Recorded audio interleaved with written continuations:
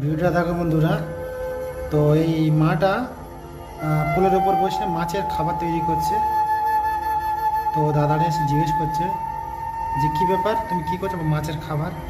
তো মাছের খাবার তৈরি করে বেচে, সব লোকরা এসে খাবার নিয়ে মাছকে দেয়, 10 টাকা করে দেয়। ঠিক আছে, এই দেখো এ করে রেখে দিয়েছে, 10 টাকা করে দেয়, আর মাছের খাবার তাদের দিয়ে দেয়।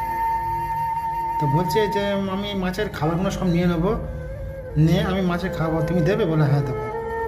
তো বলে আরও সারাদিন কামাই, আমি নিয়ে তোমার দিয়ে দেবো, ঠিক আছে? তো চলো, মাছের খাবারগুলো কেটে খালি ফেলে দেয় দেখো। ওনার মাছের খাবার ওনার দিয়ে ফেলাবে, ঠিক আছে? তো তারপরে দাদাটা 1000 টাকা দেবে। এ দেখো, ওনার মাছের খাবার ওনার দ্বারা ফেলে দিচ্ছে, তো 1000 টাকা দিচ্ছে। এই দেখো,